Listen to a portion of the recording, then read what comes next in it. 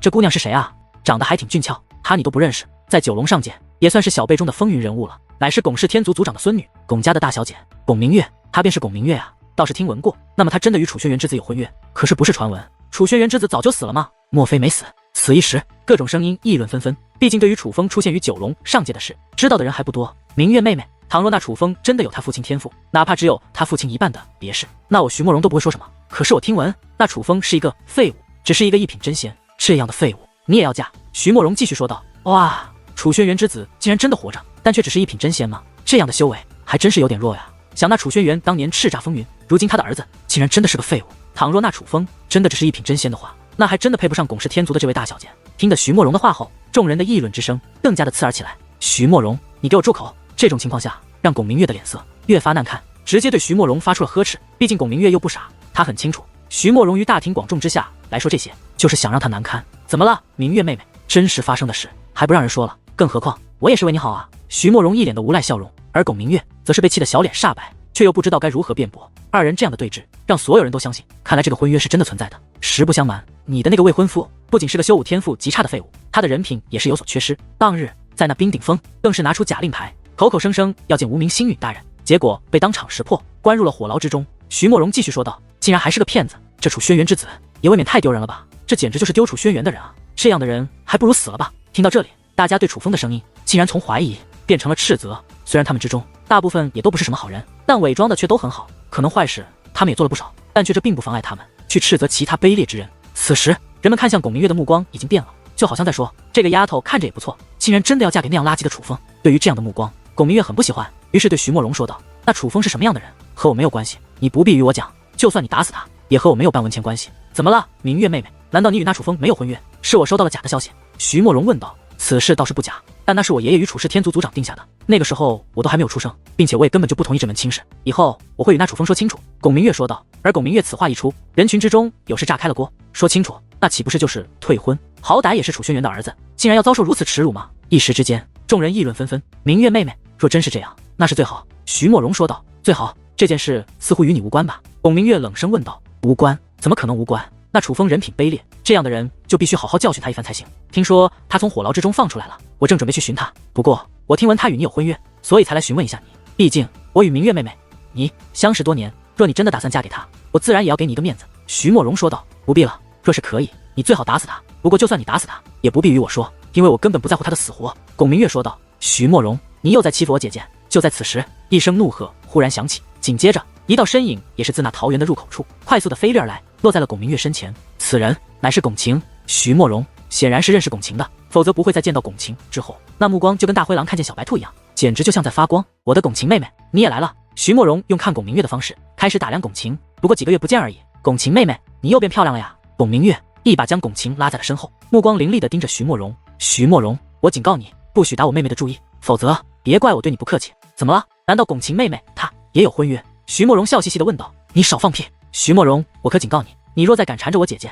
我要你好看！巩晴指着徐莫荣怒吼道。臭丫头，你怎么与我家少爷说话呢？而此时，徐莫荣身后的徐氏天族小辈则是不甘了，那个凶残的架势就好像要对巩晴出手一样，不得与我两个妹妹这般说话。可是紧接着，徐莫荣却是怒喝一声，还不道歉！徐莫荣此话说出后，那先前怒斥巩晴的人还真的就道歉了。看得出来，徐莫荣在徐氏天族之中的地位还真不是盖的。不过巩晴自然是不领情的，而是直接走开了。这一次，徐莫荣并没有去追，而是较有兴致地看着巩明月与巩晴的背影，嘴角之上挂着古怪且猥琐的笑容。徐兄，这两个丫头质量不错呀，不过可惜对你似乎不太感冒。此时有人来到徐莫荣身旁，轻声说道，话语之中有着几分调侃的味道。我徐莫荣想得到的人，没有得不到的，总有一日我要她们姐妹两个一同服侍我。徐莫荣说道。徐兄的本事我是知道的，你一定可以做到。对了，徐兄，你先前所说的那楚轩辕之子的事可是属实？那人继续问道。这还有假？我徐莫荣什么时候骗过你们？徐莫荣说道。就在此时，在这桃园的顶端忽然出现了一道光亮，那光亮的范围越来越大，很快那光亮之中竟然出现了一道球形物体，那似是一个植物，但却很巨大，就像是一座小型宫殿，漂浮在了半空之上。出现了桃园秘境。当此物出现之后，几乎所有人都举目观望，眼中满是期待之色。姐姐，这便是那传说中的桃园秘境？巩晴对巩明月问道。是的，这便是蕴含着修武奥秘的桃园秘境。巩明月说道。想不到澹台天族竟然召唤出了桃园秘境，难不成澹台希儿小姐打算让我们进去观摩一番？巩晴问道。傻丫头，召唤桃园秘境需要耗费上万颗紫纹结界石，而每传送一个人进去，将花费10万颗紫纹结界石。你觉得如此昂贵的代价，蛋台天族会让我们进去吗？龚明月问道。竟然要付出如此大的代价？龚晴满眼的金色。所谓的紫纹结界石是一种传自远古时期的结界石，这结界石非常昂贵，每一颗都价值连城，就更别说上万颗，甚至10万颗了。所以听得龚明月的话后，龚晴已经知道他们是没有机会进入这桃源秘境了。姐姐，既然不准备让我们进去，那蛋台天族召唤出这桃源秘境做什么？难道只是为了彰显一下他们的实力吗？但若只是为了彰显实力，便花费上万颗紫纹结界石，那也太奢侈了吧？龚晴问道。傻丫头，蛋台天族的实力还需要彰显吗？龚明月反问道。那倒也是啊。龚晴傻傻的笑了。那是怎么回事？我听闻此次小辈聚会，蛋台希儿小姐是为一个人而举办的，想必这桃源秘境也是为那个人准备的。龚明月说道。谁啊？竟然有如此大的面子？莫非是灵狐鸿飞？龚晴问道。不知道，但能够收蛋台希儿小姐如此重视之人，就算不是灵狐鸿飞，也绝非寻常之辈。龚明月说道。其实不仅龚明月发出了这样的感慨，在这桃源之中，似乎很多人都听说了蛋台希儿是邀请了一位重要的客人，所以才有了今日的小辈聚会。所以此时所有人都在猜测这个人究竟是谁，就连那不可一世的徐莫荣也是一脸凝重的对他的狐朋狗友说道。兄弟们，我跟你们讲，我已经收到消息，今日蛋台希儿小姐邀请来的贵客并不是灵狐鸿飞，但是此人却也是人中之龙。不是我看不起兄弟们，但那位出现后，大家注定要黯然失色。那徐公子你呢？有人好奇的问道。徐莫荣笑了笑，这才说道。我徐莫荣向来很少服谁，但蛋台希儿小姐我却是服的，而连蛋台希儿小姐都如此重视的客人，我徐莫荣就算再自信，但却也有自知之明，我自然无法与此人相比。当徐莫荣说出此话后，他的这些狐朋狗友对那传说中的重要客人更是期待了。毕竟很少有人能够得到徐莫荣这样的认可。桃源秘境的出现引起众人的猜测与感叹，龚晴也不例外。不过他并没有与其他人一样一直去猜测那个大人物究竟是谁，而是以暗中传音的方式对其姐姐询问起了。他更为好奇的是，姐姐，你的那个未婚夫真的叫楚风？龚明月应了一声。那他长什么模样啊？他的修为真的那么弱吗？姐姐，你真的就那么看不上他？龚晴继续问道。看来之前龚明月与徐莫荣的对话，龚晴也听到了。而对于楚风这个名字，则是让他恍然大悟。他忽然记起来，为何对楚风这个名字如此熟悉了，所以他才对这件事非常的好奇。对于龚晴这连续性的问题，龚明月的目光则是变得有些不耐烦。小晴，你问这些干嘛？龚明月问道。没什么啊，我只是好奇。龚晴回道。对于这种人，你还是收回你的好奇心。龚明月的语气变得有些严肃，毕竟楚风是他最不想提起的人。哦，面对如此严厉的龚明月，龚晴委屈的撅起了小嘴。小晴，你的小刺怎么样了？龚明月再度开口，似是知道龚晴不开心，所以想缓和一下氛围。小刺已经好了，是一位高人救了他。龚晴说话间将小刺取了出来，看到小刺，莫说是龚明月，就连龚氏天族的其他族人也是一脸又惊又喜。之前的小刺什么样，他们都见过，本以为小刺都撑不过去了，可是此时的小刺却是活蹦乱跳的，这根本就不像是生病的样子。显然他已经痊愈了，是何方高人救的他？难道你遇到那几位大人了？龚明月不仅开口询问，眼中还涌现出些许期待。倘若龚晴真的遇到那几位大人，而那几位大人又真的救了小刺，那他龚氏天族也算是与那几位大人有些渊源了。这在他看来乃是一件好事。没有。然而龚晴的回答却让龚明月有些失望。那是何人？有人追问道。哎呀，我们都被骗了。其实医治小刺根本就不需要圣袍界灵师，只要想仙袍界灵师就可医治。龚晴说道。这不可能，爷爷的朋友都医治不了，仙袍界灵师怎么可能？龚明月连忙摇头，且一脸严肃。毕竟他爷爷找来的朋友可是比仙袍要厉害许多的。尊袍界灵师在正常人的认知之中都会这样想，连尊袍界灵师都不行，仙袍自然也不可能。真的没骗你，因为是我亲自布置的阵法将小刺治好的。龚晴说道。你将他治好的？你先前不还是说是一位高人帮的你？龚明月表情越发严肃，他觉得龚晴的话越来越说不通，怀疑龚晴是在戏耍他们。姐姐，我真的没骗你，的确是有高人帮我。随后龚晴将具体的经过告诉了他们，似是怕他们不相信，龚晴还亲自布置了一下楚风传授给他的阵法。那阵法布置而出后，气势非同小可。莫说龚明月等人，就连周围的人也是被龚晴的阵法所吸引，甚至许多人更是毫不吝啬地夸赞起龚晴布置的阵法，这让龚明月等人也不得不相信龚晴的话。毕竟龚明月对龚晴颇为了解，他知道之前的龚晴绝对布置不出如此厉害的阵法，既然现在做得到，那就一定是遇到高人指点了。小晴，这位高人究竟是谁？龚明月很是凝重地问道，并且似是怕旁人听到他这句话，还是以暗中传音的方式询问的。姐姐，说来也巧，这位高人与你的未婚夫同名，也叫楚风。龚晴说道。竟然叫楚风？龚明月也是颇感意外，不过却并没有去想太多，只是单纯的因为这个人叫楚风而有些意外罢了。姐姐，你说帮我的高人该不会就是我未来的姐夫吧？龚晴问道。不可能，那个废物怎么可能如你说的这般厉害？小晴，你不要多想了，天下之大，同名同姓之人何其多，应该只是同名而已。龚明月说道。希望是吧？龚晴点了点头。对于龚明月的话，他反而很是窃喜。看龚明月如此方案那个有婚约之人，龚晴自然不希望那个帮他的恩人便是那个有婚约的人。毕竟若是同一个人，他夹在中间也是有些为难。但若不是一个人，那就根本不需要有这种烦恼了。妈的，这个不要脸的家伙，他居然追到了这里！可忽然之间，巩氏天族有一位族人发出了一声低吼，他这声低吼一传出，外人可能没注意，但周围的巩氏天族族人却都听到了。顺着他的目光观望而去，巩氏天族的所有族人，包括巩明月和巩晴在内，都是面露惊色。只见两道身影刚从那桃园的入口进来，正在观察着桃园的情况，而这两个人正是赴约而来的楚风与乌马圣杰。公子，你快看！当巩氏天族族人发现楚风的同时，徐氏天族族人也发现了楚风，且立刻告诉了徐莫荣。好家伙，还真是冤家路窄！看到楚风，徐莫荣的嘴角则是洋溢起邪恶的弧度。徐兄，这人是谁啊？见徐莫荣不怀好意地看着两个人，其周围的狐朋狗友纷纷询问起来。这个人便是巩明月的那个未婚夫。徐莫荣说道。巩明月的未婚夫。听得徐莫荣的话后，人们起初还有些茫然，去想巩明月的未婚夫是谁。可是很快，人们神色大变，纷纷反应过来的他们几乎异口同声地说出了几个字：这便是楚轩辕之子楚风。不是说这里只有蛋台希儿小姐的邀请函才能进来吗？他这样的废物应该没有资格吧？有人问道。这个家伙修武方面是个废物不假，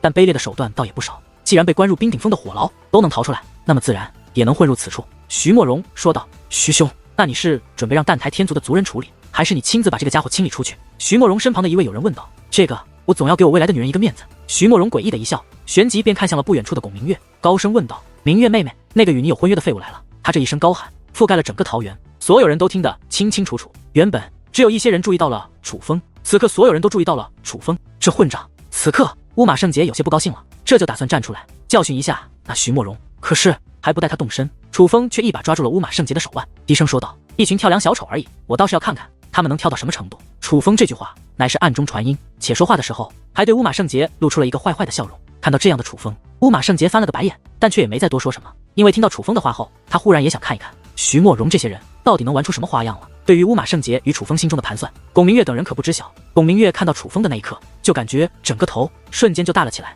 尤其是感觉到此时周围人的目光都凝聚在自己身上后，他的压力更大了。他知道今日之事必须做出一个抉择。这个混蛋竟然还敢纠缠你，我去赶走他。似是感受到了巩明月的为难，巩氏天族有一位族人站了出来。不必了。可巩明月却是抬起手拦住了他。明月，难道你就放任他不管？那魏族人问道。这件事情我自己来处理吧。巩明月说完此话，便在众人注视之下向楚风走去，而巩晴则是赶忙跟上，悄声问道。姐，他该不会就是你的那个未婚夫吧？巩明月此刻心烦得很，没有过多解释，而是点了点头。可是他这个确认性的动作却让巩晴忽然愣住了。原本头大的是巩明月，可是此刻巩晴也是头大起来。一个是从小陪在自己身边的姐姐，另一个是帮他救了小次的恩人。巩晴可不想他们变成仇人，可是若非要选择，他无疑还是要站在巩明月的身边，所以他没有继续跟过去，而是站在了原地，因为他也不知道该怎么办。楚风，有些事情我们迟早要说明白，刚好就在今日说清楚吧。巩明月说道。你说。楚风很是从容。我和你是不可能的，请你以后不要再纠缠我了。巩明月说道。纠缠？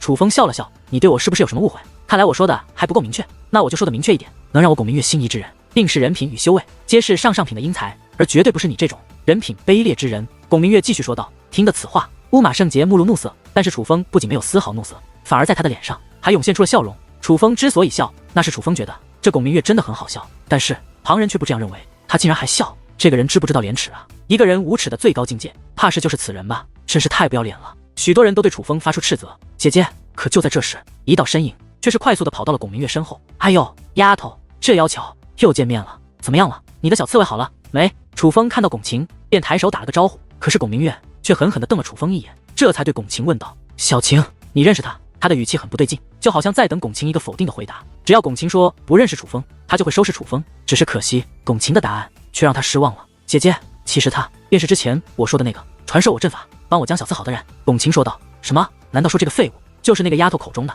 高人？此时莫说巩明月以及巩氏天族的族人，就连其他人也是面露诧异之色，因为在此之前任凭是谁都没有真的把巩晴口中的那个高人与楚风联想到一起。而倘若这楚风真的是那个高人，那他便不是废物，真的是他。巩明月问道。姐姐，真的是他？巩晴说道。倘若真的是他，那你一定是被他骗了，他这种人怎么可能有那等本事？巩明月说道。他的态度可不是故意扭曲事实，而是他是发自内心的这样觉得的。他打心底深处便看不起楚风，对楚风充满了厌恶，所以凡是让人叹服的事，楚风都做不出来。倘若真的与楚风有关系，那么就一定是大家被这楚风给欺骗了。可是姐姐，小刺他好了，这是事实啊。巩晴还想解释。行了，小晴，你是我妹妹，我不希望你与此人有任何关系。巩明月一脸凝重地说道，随后他又将目光投向楚风。楚风，该说的我都已经说了，希望你以后不要再纠缠于我，更不希望你纠缠我的妹妹，否则休怪我不客气。龚明月说道。明月小姐，我能说几句吗？终于，楚风开口了。我来这里，并不是来找你的，根本就不存在纠缠之说。另外，那场婚约，我家族长都未曾与我提起过。若不是乌马天族族长与我说，我根本都不知道此事，并且你也不是我喜欢的类型，所以你真的误会了。因为就算你同意，我和你也是3个字，不可能。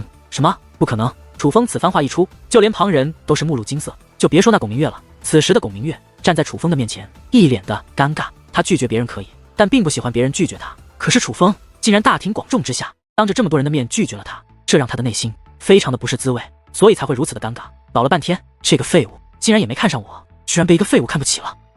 此时龚明月真是越想越难受。好，真是干得漂亮。就在此时，忽然阵阵掌声响起，顺声观望，只见徐莫荣正携带一大群狐朋狗友向楚风缓步走来。楚风公子，你今日还真是让我开了眼界，完美的诠释了什么叫做无耻的最高境界。徐莫荣说道。徐公子，你还活着呢？楚风反问道。楚风之所以这样问，那是因为当日是因为这徐莫荣那位淡台天族的长老才会遭受责罚，所以楚风觉得那位长老绝对不会放过徐莫荣。楚风这句话其实是在调侃徐莫荣，但是徐莫荣明显没有领会到楚风这句话的深意，而是看着楚风以嘲讽的语气说道：你都活着，我自然不会有事。听得此话，楚风笑了笑，他是在笑着徐莫荣的悲哀，自己都大祸临头了，自己还不知道先前徐公子说我楚风无耻到了最高境界，不知何出此言。楚风问道：我只问你一句话，你既然不是纠缠明月妹妹而来，那你为何不一开始就说明你不是因她而来？徐莫荣问道。徐公子，你我也算相识，而今日你我也都出现在了此处，那你为何不在看到我之后就直接告诉我你不是为我而来呢？楚风反问道。放屁，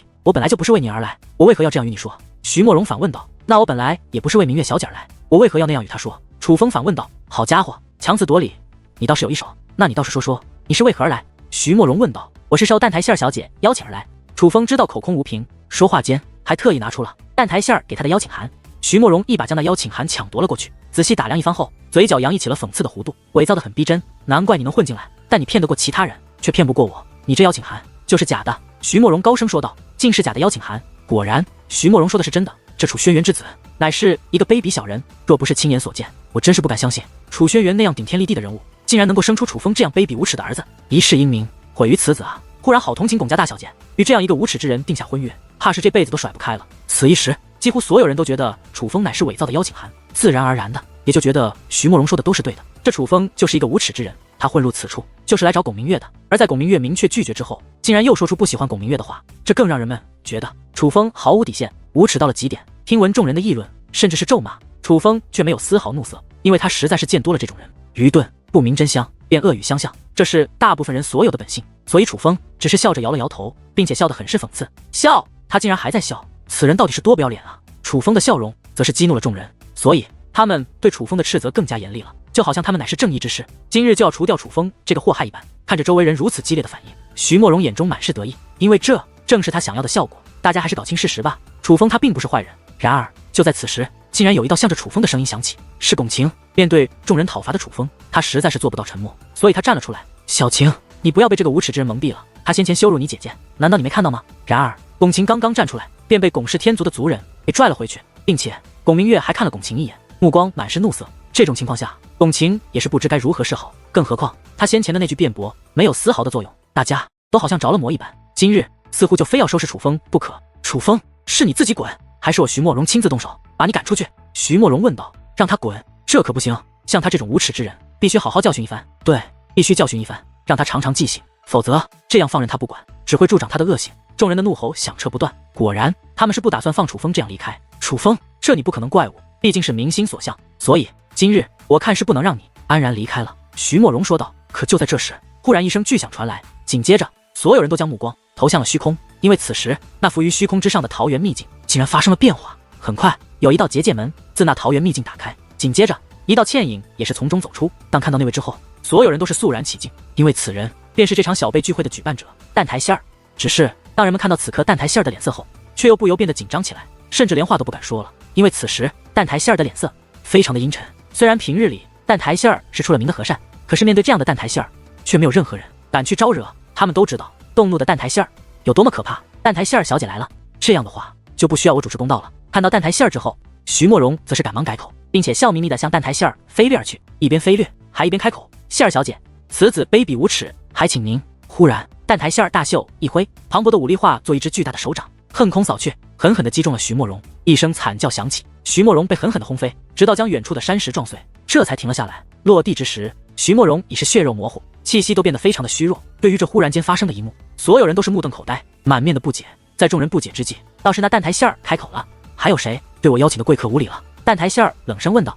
他此话说出之际，众人仍是一脸不解，不明白蛋台馅儿所说的贵客是谁。直到蛋台馅儿将那冷冽的目光投向了龚明月，好像还有你。蛋台馅儿此话一出，所有人都是心中一紧，下意识地看向了楚风。天哪，莫非他真的是受邀而来？那邀请函不是伪造的？莫非蛋台馅儿小姐所邀请的那位贵客就是他？想到这里，众人只感觉自己的脑袋都炸了，尤其是龚明月，此刻更是傻了一般，愣在了原地。只是这个人真的是楚风吗？会不会是另有其人？而刚好徐莫荣与龚明月在来此之前就得罪了那个人呢。虽然大家已经开始怀疑楚风可能是蛋台馅儿邀请到贵客，但是人们心中仍然在怀疑，毕竟楚风的话着实与那贵客有点不挨边，所以大家才会联想到楚风可能是那个贵客之后如此震惊。然而就在众人心中猜测不定之际，楚风却开口了：“蛋台姑娘，算了。”而当楚风开口之后，蛋台馅儿不仅收回了那冷厉的目光，反而冲楚风嫣然一笑：“既然楚风公子说算了，那便算了。”天哪，竟然真的是他！这一刻，人们的内心彻底炸开了锅。倘若之前还有所怀疑，那么现在已是尘埃落定。这一位蛋台馅儿所邀请的贵客，这一位让蛋台馅儿不惜重创徐莫荣也要维护关系的贵客，真的就是楚风。然而当确定这贵客就是楚风后，人们震惊的同时，更多的却是后怕。毕竟先前他们可也口口声声喊着教训楚风的，此一时他们真是后悔的想狠狠扇自己几个耳光。那本是楚风与龚明月以及徐莫荣的恩怨，他们瞎掺和什么啊？这是大部分人此时的心声，而连他们都是如此，就更别提那徐莫荣和龚明月了。此时徐莫荣已经身负重创，他的同伴正在为他疗伤，可是此刻那些同伴却停了下来，他们已经不敢继续为徐莫荣疗伤了，因为他们害怕被徐莫荣牵连。若是换作平时，有人敢这般对待自己，徐莫荣早就开口就骂了，但是此刻他却没有开口，因为他不敢，他自己已经乱了方寸。忽然徐莫荣强撑着自己血肉模糊的身体站了起来，以无比卑微的语气对蛋台馅儿说道：“蛋台馅儿小姐，真是对不起，我不知道楚风是你邀请来的贵客，倘若我知道，我绝对不敢对他无礼，认错了。”徐莫荣这错认得非常干脆，别看他平日里嚣张跋扈，目中无人，可是他很清楚，蛋台馅儿这种人他得罪不起。你不用对我道歉，你应该道歉的人是昌飞长老。蛋台馅儿说道。昌飞长老。而徐莫荣则是目露不解，若不是因为相信你，昌飞长老也不会失误，把楚风所持的真令牌当作假令牌处理，更不会遭受鞭罚之苦。蛋台馅儿说道。哇，原来当日楚风所持令牌是假的吗？搞了半天是这徐莫荣冤枉了楚风啊，甚至还连累了蛋台昌飞。我可听闻蛋台昌飞大人性格非常火爆，如今竟然因为徐莫荣遭受了责罚，他绝对不会放过徐莫荣的。听得众人的议论之音，徐莫荣早已是瑟瑟发抖，那可不是因为他身负重创才会这样，他是真的害怕了。其实相比于其他人，徐莫荣对于蛋台昌飞更了解，自己既然害了蛋台昌飞，蛋台昌飞绝对不会放过自己。此时徐莫荣不由得看向了楚风，目光满是复杂之色，因为在这一刻他恍然大悟，忽然明白了楚风为何见到他之后会问他一句：“你还活着呀？”是啊，害了蛋台昌飞那种有仇必报且心狠手辣之人，他徐莫荣能活着可真是一个奇迹。幸亏自己当日因为临时有事没有继续参加冰顶峰的选拔，应该是那样才逃过一劫。可是现在他却在蛋台天族的势力范围之内，今日他还能逃过这一劫吗？想到这里，徐莫荣都瘫坐在了地上，紧张的都快哭了出来。他是真的害怕，害怕到了骨子里。而看着这样的徐莫荣，龚明月的脸色也是越发的难看起来。虽然楚风的修为很弱，可他身后真的很有背景，那背景强大到连无名星陨大人都与他有关系，连蛋台馅儿都把他视为贵客。可就是这样的楚风，他先前都对其做了什么？他当众说他与楚风不可能，他当众说楚风是一个废物。可是事到如今，他才明白，原来在楚风的面前他一文不值，甚至先前若不是楚风开口，他怕是已经如徐莫荣一般遭受了蛋台馅儿的责罚，已是血肉模糊的躺在了角落里。此时龚明月真的感觉颜面尽失，尤其是那一道道讽刺的目光凝聚在他的身上，如同无形的利刃一般切割着他的自尊。这让龚明月人生中第一次体会到了什么叫做无他容身之地。好了，今日叫大家来此是想聚一聚的，不愉快的事情就不提了，大家既然都来了，就好好聚一聚。忽然蛋台馅儿再度开口说这话的时候，他不仅脸上的怒色消散，且脸上还挂着笑容。且在其此话说完之后，蛋台天族的族人开始手捧精致的点心与美酒，依次自入口走入，甚至还有美丽的歌姬开始载歌载舞。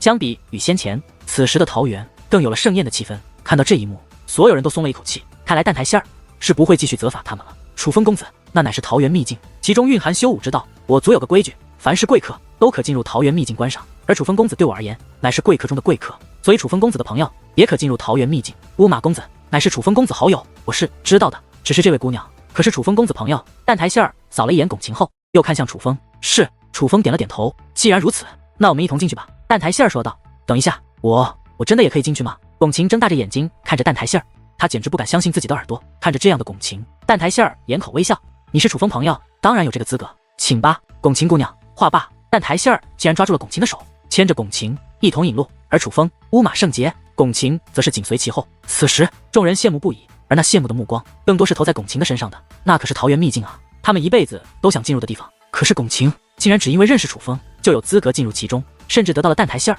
如此热情的宽待，这是何等的运气！相比于旁人，龚氏天族的族人心情可就更为复杂了。但若说心情最复杂的，却仍是龚明月。此时此刻，他站此处，感觉自己宛如跳梁小丑。可是楚风，那个被他当众拒绝，甚至出言侮辱，口口声声被他说成废物，被他说成配不上自己的楚风，却是万众瞩目，甚至连走路都要蛋台希尔小姐去引路。龚明月心中非常的不是滋味，因为各种原因都让他不得不去想，他与楚风究竟是谁配不上谁。楚风等人已经进入了这桃源秘境，这是一个独立的空间。楚风4人进入此处，就好像悬浮在茫茫星空之上，而四周则是一望无际的星辰大海。只不过那光芒闪烁的却并非是一座座星辰世界，而是一道道文字或符号。无论是文字还是符号，皆是传自远古，楚风他们都不认识，但毋庸置疑的是，在其中的确蕴藏着某种奥义。那似乎不仅仅是修武之道，莫说乌马圣杰与楚风，连龚晴都能感受得到。所以当进入此处这一刻，乌马圣杰与龚晴就都被这周围的一切所吸引了。但是楚风却是在关心另外一件事。蛋台姑娘，无名星允大人现在可在府中？怪我了，忘记与楚风公子说了，无名星允大人的确在我府中做客。无名星允大人还说，倘若你能来参加这次小辈聚会，让我转告你，你朋友无碍。蛋台希儿说道。听得此话，楚风的眼中的心事明显缓解了不少。于是蛋台希儿继续说道，楚风公子、乌马公子、龚晴妹妹，让我来为你们介绍一下我族这桃源秘境，也许会对你们有所帮助。随后蛋台希儿便为楚风等人讲述起有关于这桃源秘境的事。桃源秘境传自远古时期，准确来说，这山中桃源就传自远古时期。其实山中桃源与桃源秘境本来就是一体，山中桃源这个名字乃是远古之后的人取的，但是桃源秘境这个名字却是传自远古时期。起这个名字的人叫做桃源古仙，这桃源古仙也是这桃源秘境的创造者，所以这桃源秘境可以是作为桃源古仙为后人所留下的遗迹。只要悟性足够，便可穿过大山进入秘境，顿悟天机。事到如今，如何穿过大山进入桃源，如何召唤桃源秘境，如何开启桃源秘境，蛋台天族都已是掌握，但是能在这其中顿悟多少，却还要看个人的资质了。只知桃源秘境乃是修炼圣地，却不知原来传自远古，更不知创造此处之人名为桃源古仙。现在得知这一切，果然感觉就更是不一样了。真是感谢希儿小姐。对了，希儿小姐，不是说此处写着桃源秘境吗？可为何我看不到？龚晴问道。此处的确写着桃源秘境，但唯有悟性足够者才能看到。龚晴妹妹，你可以仔细的、认真的、用心去看一看。若是能够看到桃源秘境这4个字，那你便可从此处顿悟修武之道，提升修为。蛋台希儿说道。原来是这样，那我可得赶紧试试。龚晴说话间，便赶忙使用出特殊的观察之法，仔细的观察四周。而乌马圣杰其实早在龚晴之前就已经开始顿悟了，唯有楚风还是用正常目光打量周围，那个样子可以用4个字形容：漫不经心。楚风公子，进入此处是有时间限制的，半个时辰之后，我们就会被传送此处。蛋台希儿对楚风说道。其实他是想提醒楚风，若要顿悟，还需抓紧。多谢姑娘提醒。楚风冲蛋台希儿露出了感谢的笑容，且说完此话，便继续观察起来。只是楚风的目光依旧还是很寻常，他的样子看上去还是那4个字：漫不经心。这让蛋台希儿很是不解，他都已经明确提醒了，可楚风竟然还如此不认真，这让他很想不通。本来他还想说什么，但最终却没有开口。然而蛋台希儿并不知道，其实楚风早就开始观察此处了，并且楚风使用的还是他最为厉害的观察手段——天眼。天眼乃是女王大人传授给楚风的手段，若论观察，天眼的力量非常之强。如今伴随着楚风实力的增强，他使用天眼观察事物的时候，已是不会表现出任何不同，哪怕他用了天眼，旁人也根本不知道，所以才会让蛋台希儿对楚风产生这样的误解。小辈聚会还在进行，但是大家的目光却都会时不时的看向那浮于半空之上的桃源秘境，羡慕的通水。他们也都想知道桃源秘境内究竟发生着什么，然而他们却并不知道，其实在这山中桃源的某处是可以看得到桃源秘境内部的情况的，这里便是桃源秘境的阵眼所在。召唤桃源秘境，开启桃源秘境，都需要在阵眼之内完成。同时只要召唤出了桃源秘境，便可以看到桃源秘境内部的情况。当然想要顿悟桃源秘境内隐藏的天机，就必须进入其中，真切的感受。所以哪怕阵眼内可以看到内部的一切，却也无法顿悟一丝修武之道。但是此时负责看管这阵眼的长老们，却仍然通过阵眼注视着内部的楚风等人。长老大人，小姐她为何不惜花费如此物力，也要让这几个人进去？这也未免太大方了吧。更何况那龚氏天族的小辈不谈，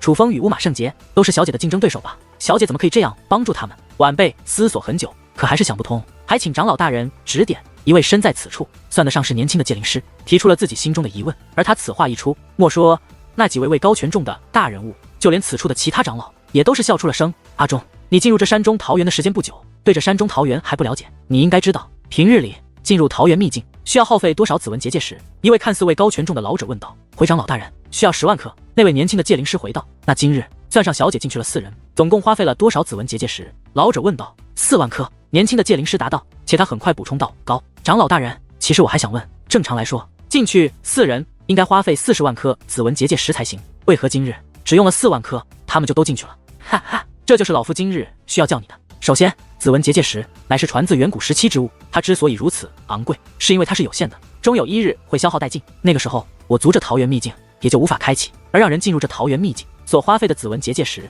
外界一直传闻进去一个人需要花费10万颗子文结界石。这件事其实对，但也不绝对。其实1万颗也可以让人进去，2万颗也可以，3万颗也可以。总之，想让人进去，至少要用1万颗子文结界石，但最多也只能用10万颗子文结界石。为何有如此区别？你可知晓？老者问道。前辈，莫非与桃源秘境的奥秘有关？年轻的戒灵师问道。聪明，不愧是我族精心挑选的好苗子，你答对了。花费的结界石越多，进入其中所能领悟的奥秘便越多。老者说道。那1万颗结界石能领悟多少？年轻的戒灵师问道。老者先是露出了诡异的笑容，这才说道：1万颗戒灵师只能进去看一看，什么都领悟不到。听得此话，年轻的戒灵师恍然大悟，搞了半天只不过是一个局，蛋台馅儿看似大度，实际上不过是在欺骗楚风等人罢了。可就算如此，小姐也花费了4万颗子文结界石啊，算上召唤桃源秘境的结界石，便是5万颗。那年轻的戒灵师说道：5万颗子文结界石，若能收买人心，那自然是值得的。老者说道：可他们真的值得小姐去收买吗？年轻的戒灵师仍然无法理解。小姐觉得值，那自然就是值。难道你比小姐还要精明？老者反问道。晚辈不才，不敢与小姐相比。年轻的戒灵师露出谦卑之色。外人看来，蛋台仙儿是一个非常善解人意的大家闺秀。可是，这位年轻的戒灵师能够来到此处，受此重任，还有这些大人物与他讲述他不理解的事，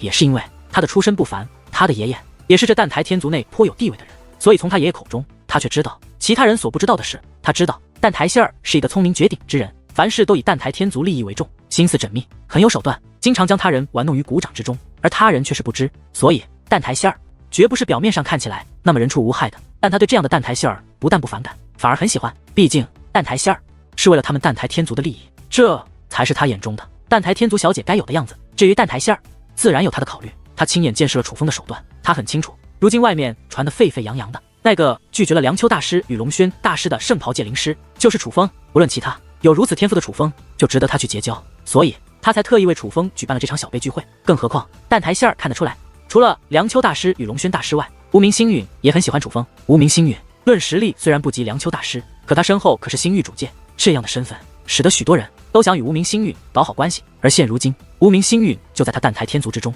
若是让无名星陨得知他今日为楚风所做之事，那无名星陨自然而然的对他也会好感倍增。最重要的是，实际上楚风什么好处都没有得到，却能赢得他所想赢得之人的好感，这简直就是稳赚不赔的买卖。区5万颗子文结界石，值，简直太值了。对于蛋台仙儿所耍弄的手段，楚风等人自然不知晓，他们依旧在用心观察着周围，想方设法感悟隐藏于此处的力量。起初，楚风也什么都领悟不到，但是楚风却能够感觉到，此处远古文字之中的确蕴藏着强大的修武之道。楚风若能领悟，便可突破修为，所以楚风便努力的观察，甚至加强天眼的力量。这种情况下，楚风发现了一个粉色的光点，只是那光点无论楚风怎么看都是那么大，并且也无法从中领悟什么。这种情况下，楚风忽然想起了女王大人所说的话，寻脉之法若想掌控，需要修炼3样：修眼、修脑、修心。修眼便是天眼，楚风这么多年来一直在修炼天眼，所以楚风的天眼已是颇有成就。虽然距离女王大人所说的一眼毁天灭地，一眼明辨中间还有着很大的距离，但是只论观察秘境、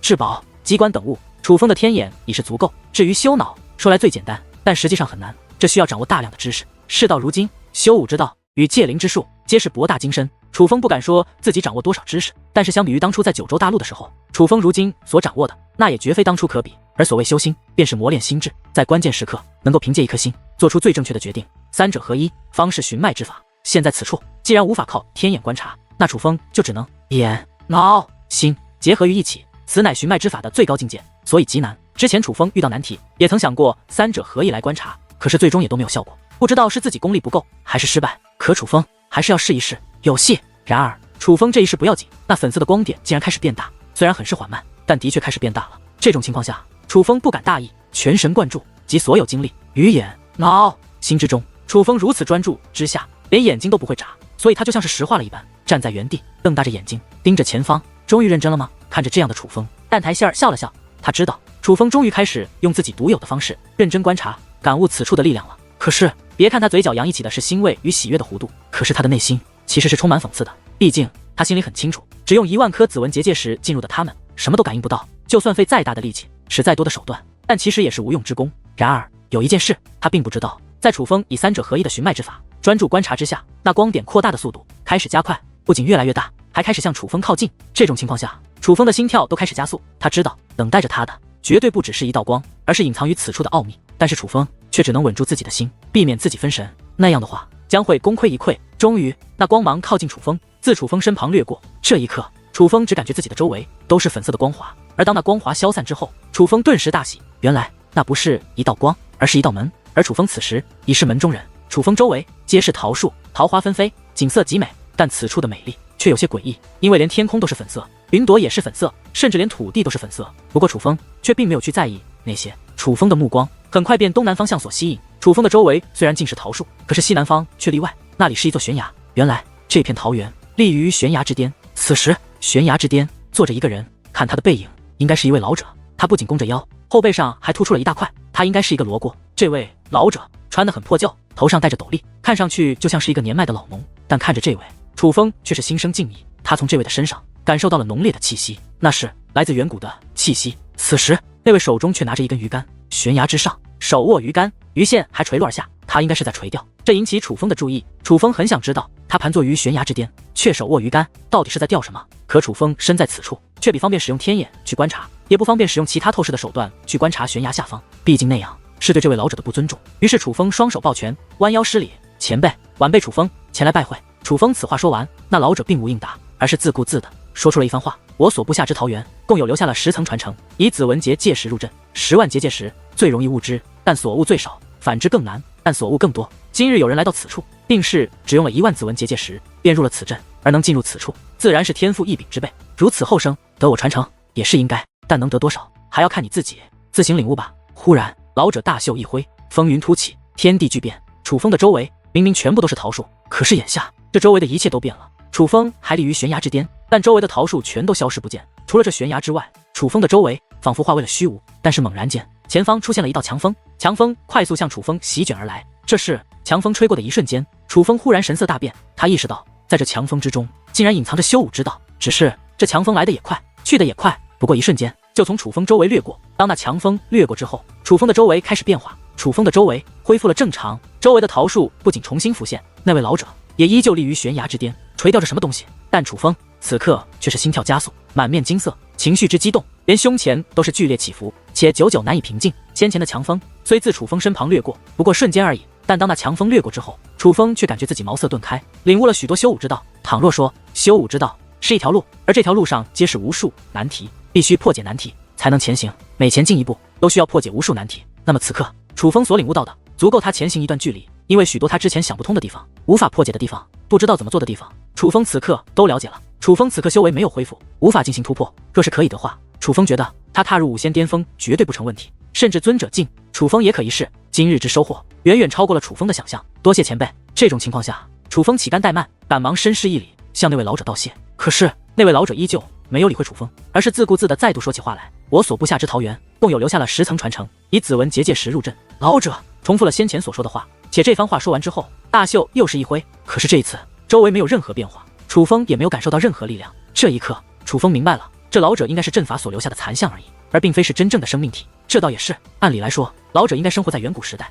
远古时代距离今日十分遥远，哪怕是修为通天的修武者，也不该活下来才是。想到这里，楚风便直接向悬崖走去。楚风想看看那悬崖下方究竟是什么。而当楚风来到悬崖之后，向下一看，他的眼眸顿时布满金色。悬崖下方乃是深不见底之深渊，深渊虽不见底，可悬崖下方却可看见一只庞然大物。那庞然大物最小的身躯也有1000余米，最大的竟有数万米，且每一只所散发的气息都是非常之强大。站在远处时，楚风感受不到，可是站在这悬崖边上，楚风却能够清晰地感受到，这每一只巨兽所具备的力量都可以用毁天灭地来形容。莫说是楚风，怕是整个祖武星域都没有人是那巨兽的对手。悬崖下方随便一只都是能够毁灭星域的怪物。1000余米的巨兽已是颇大，但在数万米的巨兽面前，却顿时变得渺小起来。幸亏深渊很深，巨兽距离楚风也足够远，楚风才能将这些巨兽尽收眼底。准确来说，其实并没有尽收眼底，因为楚风觉得这些巨兽应该不是全部，深渊深处应该还有。未到悬崖边，楚风什么也看不到，什么也听不到，但靠近之后，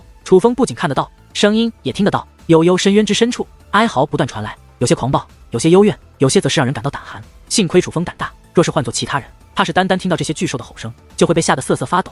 忽然，一声刺耳的怒吼传来，与此同时，一阵劲风更是自下方下卷而来，直冲天际。楚风的头发在这一刻都被冲散，而仔细一看，楚风也是暗叫不好。一只长相酷似狮子的巨兽，此刻正举目观望，一双血红色的大眼睛，宛如两轮血源，散发着浓郁的杀气，注视着楚风。而最糟糕的是，他这一声怒吼之后，下方的所有巨兽也都是举目观望。这一刻，楚风感受到了无数只充满杀气的目光凝视着自己，这种感觉就好像自己是一只小白兔，结果落入了猛兽群。此刻自己就是毫无还手之力的猎物，而无数只巨兽都想将它吞入口中。终于，群兽动了，楚风只听群吼冲天，更为强大的杀意自那深渊下方涌现，宛如飓风一般席卷而来，瞬间便将自己彻底淹没。此时，楚风已是避无可避，明明还站在悬崖边上，可自己却好像跌入了地狱之中，等待他的只有2个字：死亡。忽然，阵阵鞭炮一般的声音自深渊炸响，那声音之响亮，竟盖过了群兽的怒吼。不仅如此，这忽然间传来的炸响声，更是让楚风惊醒过来。此一时，那吞噬楚风的杀意消散了，楚风的身体也得以恢复正常。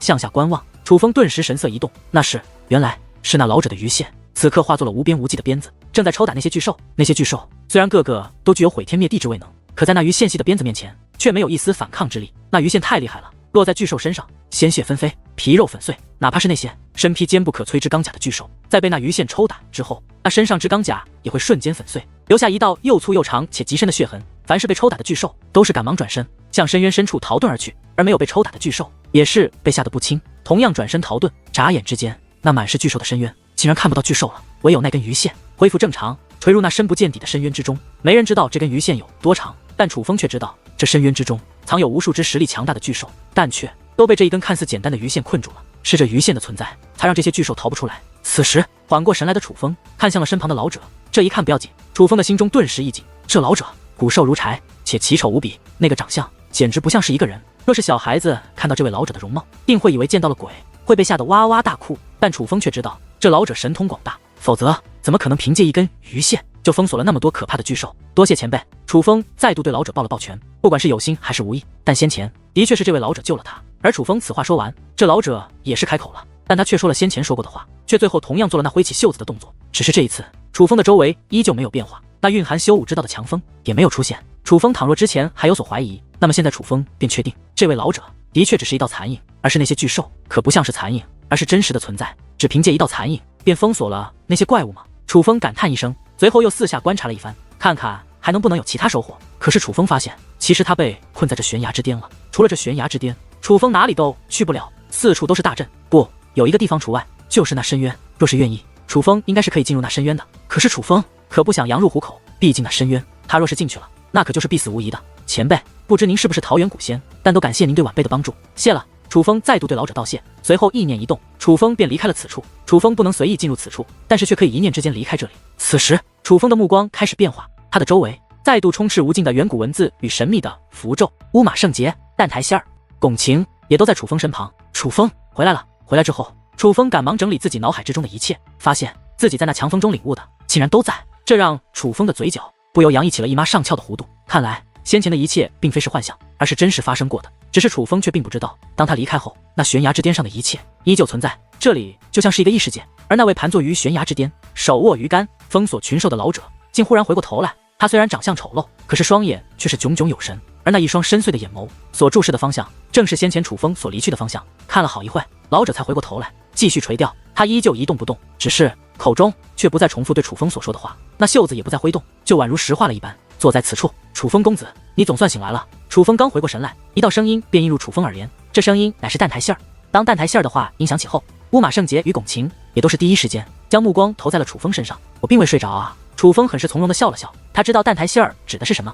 之前以天眼观察，楚风双眼虽然睁开，但整个人却是一动不动的，进入了入定一般的状态，这自然会引起蛋台杏儿的注意。看来先前楚风公子是使用了不寻常的观察手段，怎么样，楚风公子收获如何？蛋台杏儿问道。他这个语气就好像料定楚风一定会有收获一般。有一点，楚风说道。楚风此话一出，莫说乌马圣杰与龚晴目露金色，就连蛋台希儿居然也是目露金色。怎么了？为何这样看我？楚风问道。楚风，想不到你这么厉害，我眼睛都快看瞎了，可是我却一点收获都没有。龚晴说道。我也没有。乌马圣杰也是说道。听得此话，楚风颇感意外。龚晴领悟不到很正常，乌马圣杰竟然也没有领悟到。蛋台姑娘入阵的方法有几种？楚风对蛋台希儿问道。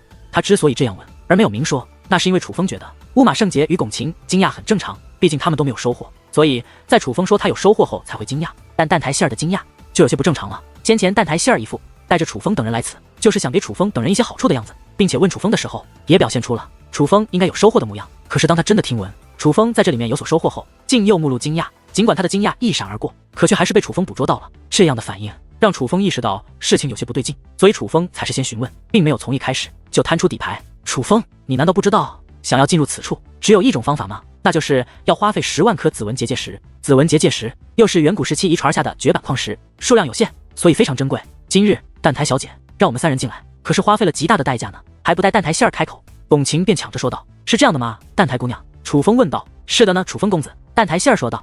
只有10万颗紫纹结界石才能让我们进来，若是少一点不行吗？比如9万或者8万，又或者是1万。楚风这问题问得很是随意，可实际上楚风那看似随意的目光其实非常的集中。楚风已经动用了天眼，就是在观察蛋台希儿的反应。换作寻常，楚风不会这样做，毕竟蛋台希儿将楚风他们带入此处本身就是慷慨的行为，楚风不该用天眼这种手段来观察蛋台希儿，这是失礼的行为。可是楚风已经发现了蛋台希儿有些古怪，为了解除自己的疑虑，楚风只能如此。而当楚风此话说完后，楚风所不希望发生的一幕却是发生了。当楚风此话问出后，蛋台希儿的眼中露出了一丝慌乱，那慌乱与他之前的惊讶一样，皆是一闪而逝，甚至这次的慌乱消失得更快。若是寻常时候，楚风可能都发现不了，但是在天眼之下，楚风却是注意到了这一点。这一抹慌乱让楚风知道蛋台希儿是知道答案的。这里应该与那悬崖之巅垂钓的老者所说的一样，有10种进入的方法，每一种方法所付出的代价不一样，所以领悟的难度也会不一样。这边是所谓的10层传承。楚风公子，你说的方法我们也都尝试过，不过不行的，唯有10万颗紫纹结界石才可以，多一颗不行，少一颗也是不行。蛋台希儿说道。他这话说出后，楚风已经明白了一件事，蛋台希儿是在欺骗他们。蛋台希儿口口声声说每个人花费了10万颗紫纹结界石才将他们带入此处，实际上每个人只花费了1万颗。正因为是这1万颗，才让乌马圣杰与龚晴毫无收获，因为1万颗是进入此处最低的代价，但同样的也将面对此处最难领悟的修武之道。可是想必蛋台希儿没有想到，他这个卑鄙的举动却让楚风因祸得福。楚风竟悟得了此处最难领悟的修武之道，还发现了此处的秘密。虽然不知道这蛋台天族是否知道这桃源秘境内还有着一个空间，空间内封锁着无数之强的巨兽，但楚风可以肯定这件事蛋台天族外的人肯定不知道。但是如今楚风却知道了。蛋台姑娘，你破费了。楚风对蛋台希儿说道。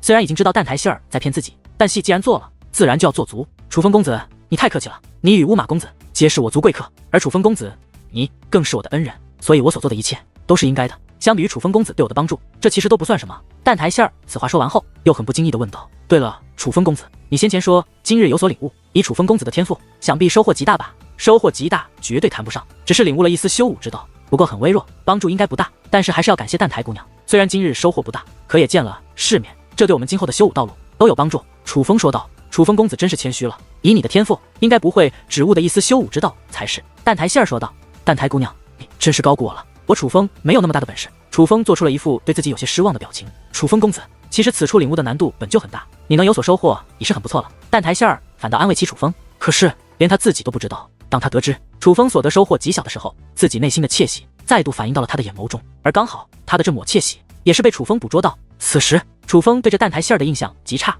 楚风并不反感有心机的女人，但楚风很反感有人将这种心机用在自己身上。就在此时，忽然有股说不清的声音开始自这周围传来。什么声音？当这个声音响起之后，楚风等人皆是神色一动，因为这个声音很古怪。然而一切只是开始，那声音越来越响，就好像雷霆炸响后的轰鸣，只不过这个声音却是持续不断的，且越来越响亮。很快，楚风等人的周围都是开始颤抖起来，甚至连那些宛如星辰一般漂浮在四周那无边无际空间内的远古文字都开始剧烈的颤动起来。紧接着，那些远古文字与符号竟然开始剧烈的旋转，就像是遇到了一股飓风，并且速度越来越快。倘若说楚风等人站在此处，宛如是落入了浩瀚星空，那么此时这浩瀚星空就像是发生了巨变一般，已经开始天翻地覆，甚至有些恐怖。这是怎么回事？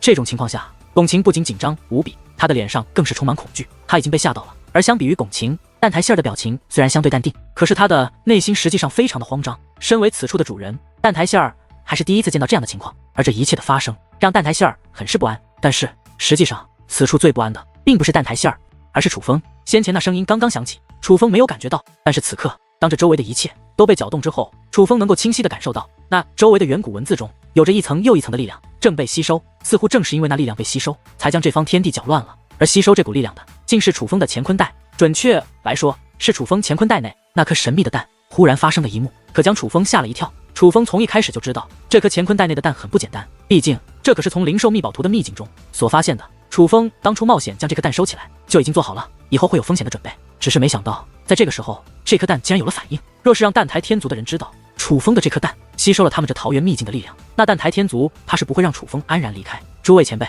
这是怎么回事？蛋台希儿忽然高声问道。而他此话说完之后，便有一道苍老的声音映入了此处。希儿，桃源秘境似乎出现了漏洞，正因这个漏洞，导致桃源秘境内的力量正在流失。当这道声音响起之后，楚风等人便知道，应该是有蛋台天族的其他高手能够观察到这桃源秘境的变化。也就是说，楚风等人在这里的一举一动，怕是都有人能够看到。不过楚风并不担心自己之前进入悬崖之巅的事，因为这件事他们显然是没有观察到的，否则蛋台希儿也就不会暴露自己了。漏洞怎么会出现漏洞？这漏洞在哪？我怎么看不到？蛋台希儿四下观察，神色很是凝重，看得出来他是真的慌了。毕竟这桃源秘境是完全掌握在他蛋台天族内的宝藏，若是出现什么差池，那可就是他们的损失。希儿莫急，我们虽然没有查到漏洞的方位，可却补救的方法，我们已经在运转阵法，过不了多久就可以恢复正常。另外，那流失的力量虽然源自于桃源秘境，但它的流失并没有影响桃源秘境。那老者的声音再度响起，既是此处的力量就有着它的作用，岂会不受影响？不管如何，还是尽快修复吧。蛋台希儿的态度变得有些不悦。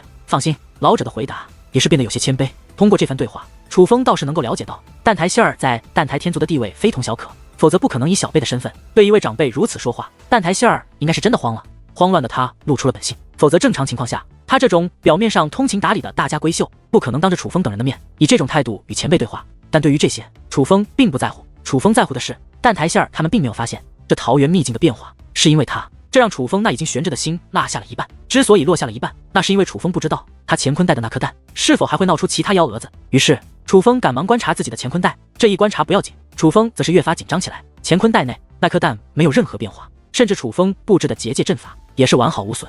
可是楚风却也能清晰地感受到，这自桃源秘境流失的某种力量的确是涌入了这颗蛋。这说明楚风的结界对于这颗蛋来说其实没什么卵用，这更是侧面证明了这颗蛋的神通广大。莫非我真的得到了一颗麒麟蛋？神兽麒麟。楚风之所以这样想，是因为当初灵兽秘宝图内的所有记载都把这颗蛋指向了麒麟。此时要说不害怕，那绝对是假的，毕竟麒麟可是传说中的神兽，拥有着难以想象的力量。但正因知道这麒麟的强大，所以楚风其实此刻的兴奋是远远大于恐惧的。楚风从小到大都是一个有勇气的人，所以他此时已经忍不住去想，这颗蛋若真是麒麟，自己将面临什么？神兽难以驾驭，这是正常的，可若能够征服神兽，让他为自己所用，那绝对是一件非常了不起的事。楚风岂能不兴奋？希儿，漏洞已经修复了，而你与几位小友进入的秘境时间也到了，做好准备，等一下带你们出去。就在此时，那老者的声音再度响起，并且此时这桃源秘境的确也开始恢复正常，所以此时的蛋台希儿也总算松了一口气。可是楚风却很清楚，其实并不是蛋台天族的长老们利用阵法修复了所谓的漏洞，因为楚风能够感受到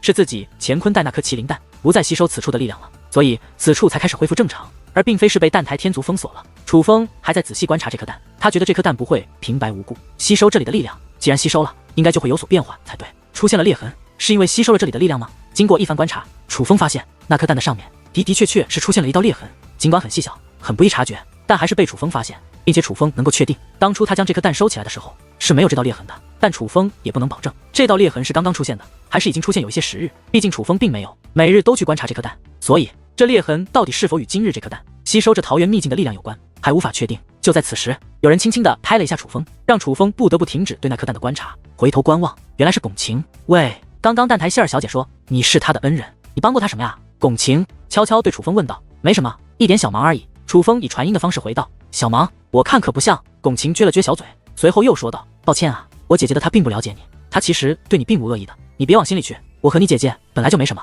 是她自己想多了。另外，你姐姐待我如何是你姐姐的事，不会影响到你和我。楚风笑着说道。本来龚晴还想说什么，可是最终却没有再说，毕竟龚明月做的实在是过分，他也实在没有办法替龚明月辩驳。况且楚风的回答也丝毫没有要难为他姐姐的意思。而没过多久，此处便张开了一道结界门，那结界门张开后，不待楚风等人自行走进去，便有一股吸力自结界门内涌现，直接将楚风等人吸了进去。那结界门自然是离开桃园秘境的门。所以穿过那道门后，楚风等人便回到了山中桃园，回到了众位小辈的视线之中。但楚风等人不知道，此时桃园秘境悬崖之巅那位垂钓的老者目光却是有些复杂。而接下来发生的事，楚风若是知道，定会对着桃园秘境有着全新的看法。竟能吸收我朕的力量，那乾坤袋内的蛋中之物很不简单，坤袋中的那把血剑也同样不简单。小小年纪竟收藏了这样的东西，这小鬼看来经历不凡。盘坐于悬崖边的老者低声感叹，他的感叹并没什么，只是他的声音非常的苍老，与之前对楚风所重复的话完全不同，就好像这才是他真实的声音，历经沧桑岁月给他留下的声音。